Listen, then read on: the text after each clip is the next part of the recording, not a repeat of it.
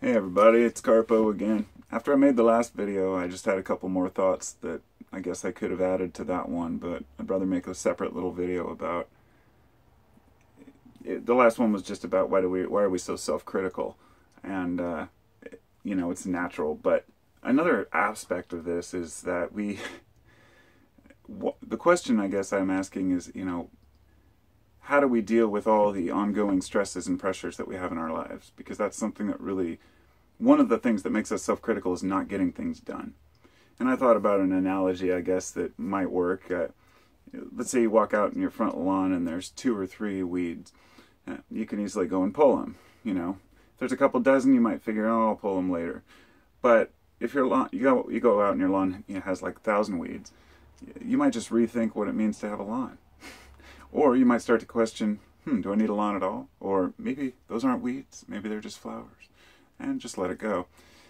I know because I've personally been through this, that type of mindset. Actually, that exact one. But we start to justify, like, well, instead of getting upset about something, we can change our mind about the way things are and, be happy with it. Well, mainly I'm addressing here is the things that we all need to get done in our personal lives that we put off and put off and put off.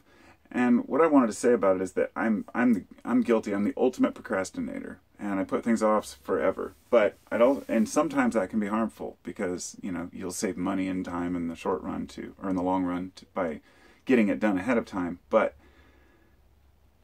And I do beat myself up over it. But I also realize that I'm not going to. Often, one of the ways that I've dealt with this is by, instead of being overwhelmed with all the things I need to get done, I go through them and really ask myself, not just the things to get done, but the things I stress about or worry about, and really look at them and say, are these things worth worrying about? We have been, most of us, and I think a lot of us in America at least can say that, the amount of stresses that you have in your life, let's just put it this way. Try to carefully word this. If you're not extremely poor and you have a decent job and a house, whatever, let's just say you're able to make by. I know there are people who are disabled and have issues where they can't make this happen, but let's just say if you have a lot of problems in life that are responsibility oriented, things you have to take care of, then likely you got yourself into that situation by choice.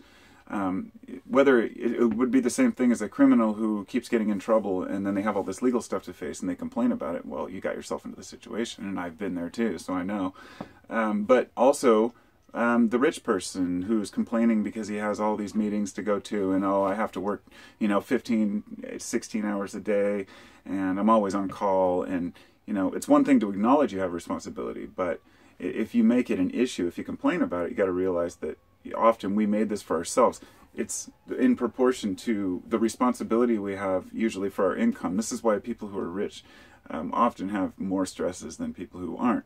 As far as I wouldn't know. I've never been rich. I'm not making that claim, but I would imagine it's pretty stressful in different ways being wealthy, having to manage your money and keep an eye on it. So anyhow, look at your responsibilities and ask yourself which ones can you let go. Or if you have to work all these hours, but you're getting a new lease for a car every year and you're paying $500 a month just so you can drive a nice car, I mean, that's a choice you've made too. I've always driven, pretty cheap cars. It's just how I am, but that's me. And I've chosen, I don't want to take on that burden or responsibility. Very careful about which burdens I take on because I know I'm not very good with getting things done that I need to get done. So I know there's a lot of other people out there who also have the same issue of procrastinating and putting things off, and I'd just like to say that it can be used to your advantage, but only because that personality type, the type of person who, like us, who procrastinate, you have a lot more time to think about the way you want to do something before you get it done. I would also say that there are folks, the main point I really wanted to make, I guess, is that no matter how much we get rid of all the problems that all the things that we need to get done in our lives, there will always be something else that pops up.